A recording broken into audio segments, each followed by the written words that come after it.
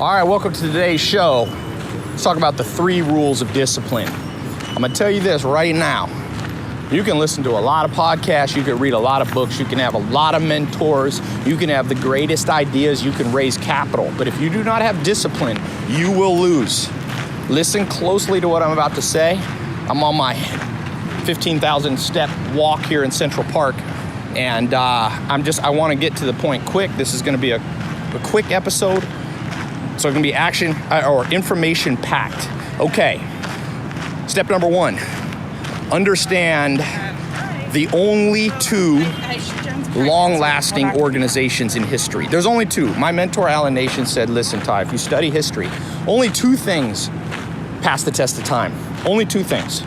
Even the stock market, the original Dow Jones Industrial group of companies in the late 1800s, none of those companies still exist on the Dow Jones, meaning none of them were able to last more than 100 and 120 years. They were not stable. Why? Because they were not built on the foundation of what? And I'm gonna tell you what the answer is. Discipline. The 2 longest lasting organizational structures in history are family and the military. That's it. So the way I've structured my businesses is to be 50% family, 50% military. There's restaurants in France you can go eat at that were founded in the 1500s. They passed from family to family. Why does family last? Well, because family by its very nature is the passing on of DNA and therefore has this link to the past. But you're not gonna be able to hire only your family. You're not gonna be able to make money only with your family, most likely. So what does that leave you with? Military. The Greek army, the Persian army, Iran, these have been around for 1,000+ years. Why do they survive? It's not just because mankind likes to go to war, although that may be part of it. It's because they're hyper-disciplined structures.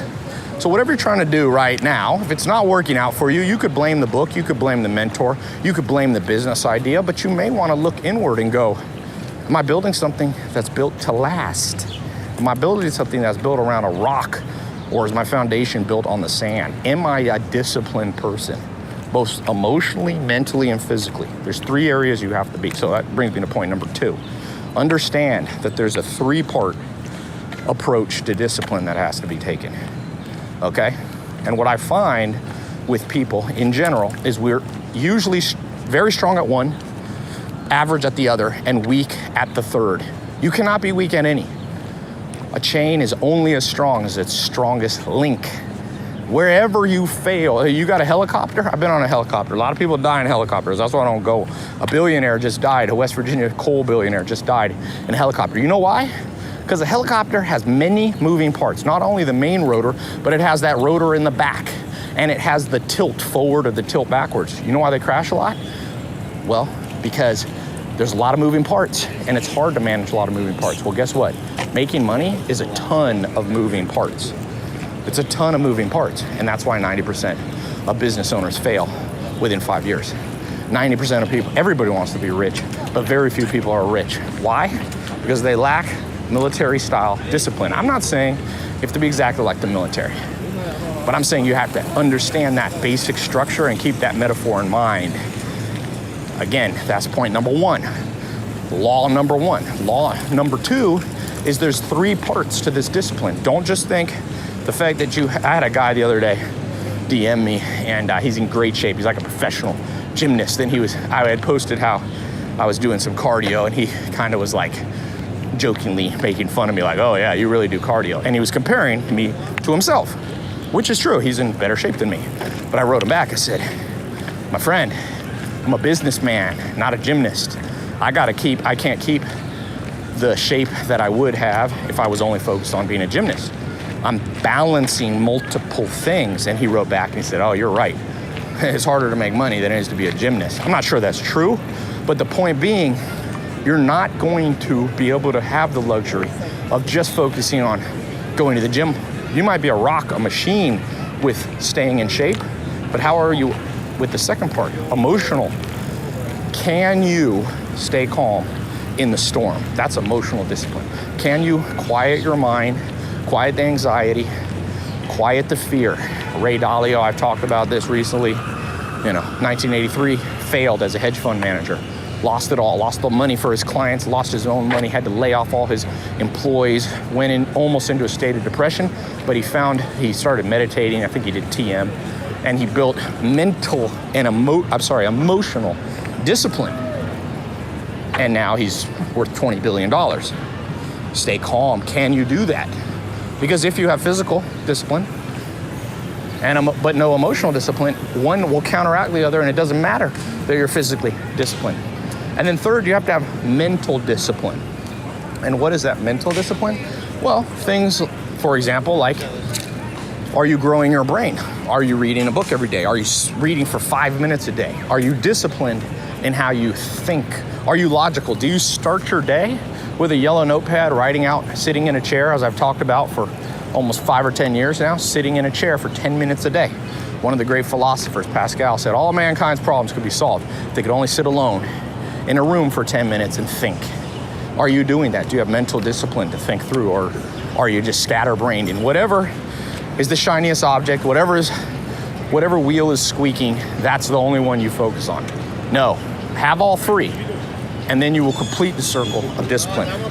Number 3, and lastly, rule of discipline is that the universe doesn't care if you have it. What do I mean by that? Well, look, here's the hard and cold fact about life that you realize once you become an adult. Nobody cares. So let's say you choose to ignore what I'm saying, and you say, you know what, it doesn't matter. That's my weakness, Ty. I've just always been, an anxious person. Great. Here's to the double-edged sword of no one cares, meaning no one in the universe really cares. No adult is gonna call you out and call you up. It's not like in elementary school where kids laugh at you for your weaknesses. No, nobody cares. But the downside is the universe doesn't go, you know what? Here's a person who's pretty disciplined physically and mentally, but not very much emotionally. You know what? I'm gonna overlook it, and I'm gonna let them reach their goals and success in life. Nope, the universe is a harsh taskmaster, sadly. It's kind of like the laws of inertia. If you're in a car and you're a really good person, you're a saint, you're the nicest person on earth, you don't wear a seatbelt, there's a car accident, you fly through the windshield. The universe does not look at your intentions. It doesn't care if you're a saint or a criminal. A serial killer, if he's wearing a seatbelt, survives. And the nicest person in the world dies. And so if you choose to ignore what I'm saying about discipline, just to understand one thing, the universe will not make an exception for you and say, you know what? Basically every successful person in history, everybody who won at life and got their goals was pretty darn disciplined. But you know what? There's this person, Bob Smith or Jennifer, she lives in Iowa. She really means well, really good person. And so you know what? We're just gonna give them a pass. The laws of success and the need for discipline, they just don't apply because I like this person. You think that's gonna happen? No, the universe is irrespective of people. Irrespective of your intentions. Many people have intentions, few people reach them. So, here's my closing advice to you. Wake up, have a routine, test many different ones, stick to the plan. If you're on a plan and you want to experiment with waking up at 6 in the morning, do it, no matter how you feel. That's mental discipline. When today something stressful happens that you normally would freak out, choose to be disciplined and go, let me stay calm. I'm going to stay calm. Say it to yourself 1,000 times if you need be. Buy the Calm app, the Headspace app. Learn to quiet your emotions. And lastly, exercise every day. Get the physical. Even if you just walk. For those of you super out of shape, every person in my company that's super out of shape, or I'm sorry, my friends, not really my company, I tell them, look, walk 10,000 to 15,000 steps. Build up to it. Start with 1,000 steps. Every one of them gets in good shape or better shape. Discipline. Then once your body's ready, hit the weights. Disciplined in how you eat. One of the Gracies told me, the founder of the UFC, one of the Gracies, Orion Gracie, red belt, he said, Ty, one of the best disciplines is when there's 5 pieces of pizza and you're on your cheat day, eat 4. I said, why? I'm still eating pizza. He said, yes. But the pizza once in a while is not going to hurt you. But the discipline to be able to resist that last piece, that's priceless. That's what makes you a jiu-jitsu master. That will make you a jiu-jitsu master of life. So good luck out there. By the way, before you end, leave me a comment here, a review with what you want me to record next. I'm reading people's stuff. I'm using it for my next idea. Check out tylopez.com, by the way. Make sure you join my daily mentor tip email list. It'll help you be disciplined. Read them every day. It's free. There's good content. tylopez.com right at the top. Join that newsletter. All right. See you on the next episode.